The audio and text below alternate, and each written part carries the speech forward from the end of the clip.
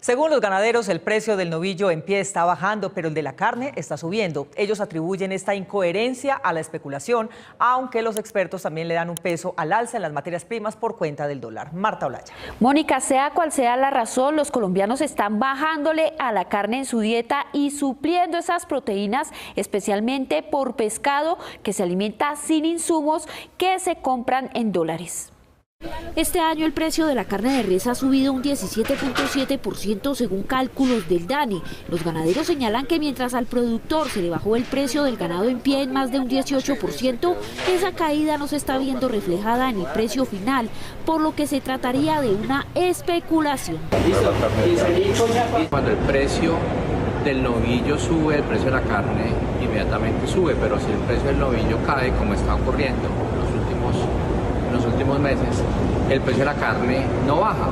El alza de los precios en la carne de res obedece, entre otras cosas, al incremento de los insumos que en su mayoría son importados y a las exportaciones de ganado en pie que estarían influyendo, por lo que el gobierno pidió ayuda a los ganaderos para frenar este problema. Esto es un problema de especulación.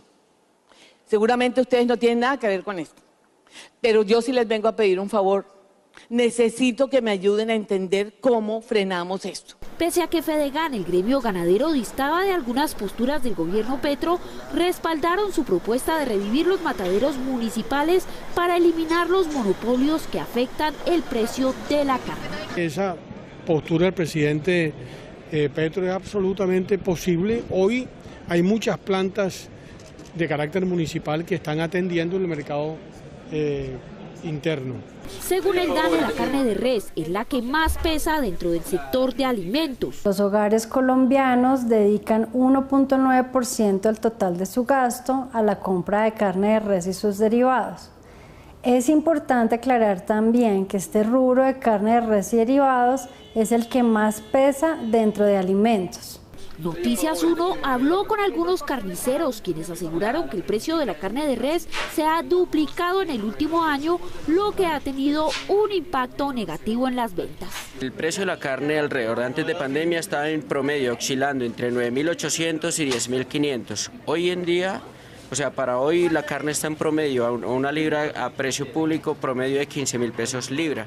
Después del paro que hubo, duró un mes prácticamente, de ahí en adelante la carne subió el 50%. Mientras tanto, para los hogares consumir carne de res sigue siendo un lujo. Quienes conocen los intríngulis de los procesos de paz que ha intentado Colombia desde hace 4 décadas, consideran que Gustavo Petro ha hecho el movimiento más audaz hasta el momento. Miguel Ángel Peñaranda. Mónica, para todos los cercanos a los procesos de diálogo por la paz en Colombia e incluso para los más próximos al presidente Petro, fue una sorpresa. Y como usted lo dice, constituyó una audacia la selección de José Félix Lafouré como uno de los negociadores. Con el anuncio de reiniciación de diálogos gobierno-ELN se empezaron a conocer los nombres de los negociadores de un lado y otro. Entre ellos, del lado del gobierno, sorpresivamente Petro incluyó al opositor de derecha José Félix Lafouré, actual miembro directivo del Centro Democrático. Su presencia será valiosa en los diálogos que se han iniciado con el ELN y que ojalá sean la concreción inicial de lo que llamamos la paz total. Los senadores Iván Cepeda y María José Pizarro, de la delegación del gobierno, dijeron que el nombramiento del presidente de Fedegan es un anticipo de la paz. Y creo que su voz será importante en este proceso, como la voz también de muchos sectores que van a estar representados en un proceso de diálogos. Que participe de entrada, pues a mí me parece muy positivo para los diálogos, me parece positivo para el país.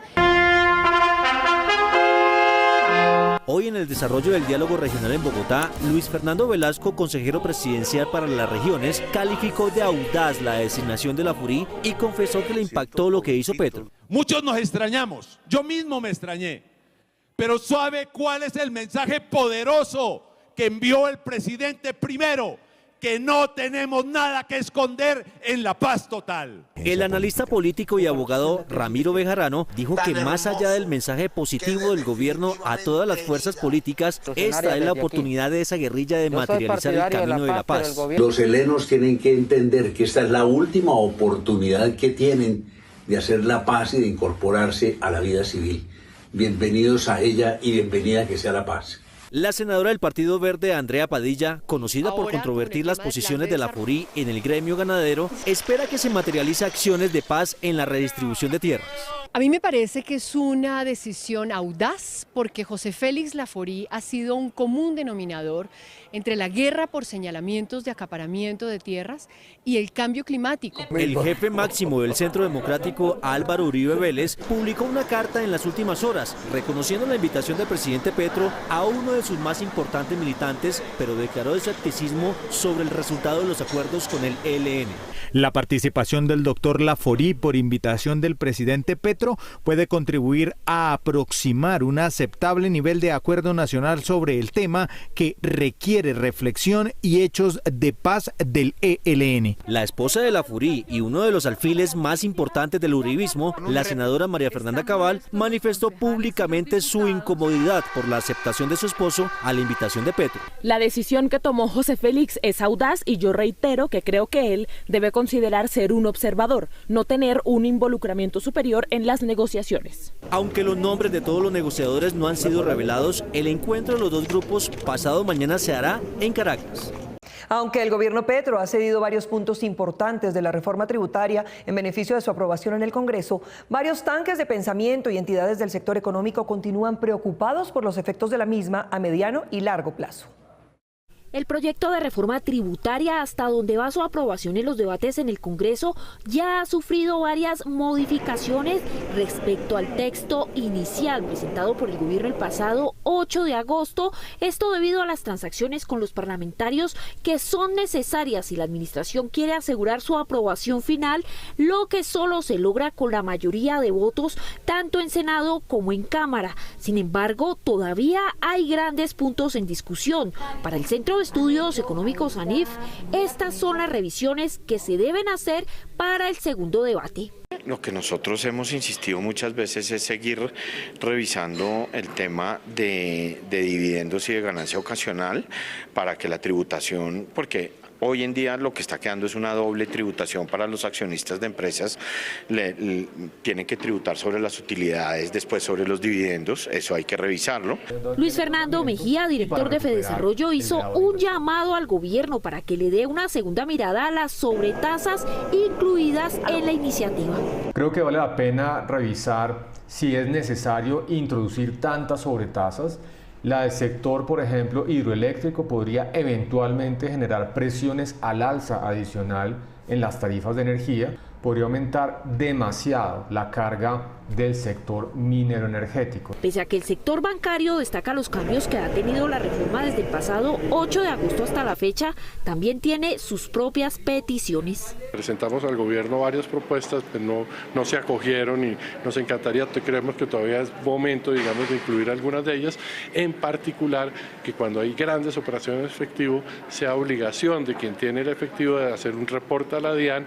La reforma tributaria llegará con más de 20 artículos nuevos a segundo debate, uno de ellos propuesto por la representante Catherine Miranda, que busca que las iglesias paguen un impuesto de renta del 20%. Esta semana el gobierno se concentrará en sacar adelante el proyecto de presupuesto general y después continuará las reuniones con los ponentes de la reforma para analizar las más de 300 proposiciones que ha tenido esta iniciativa.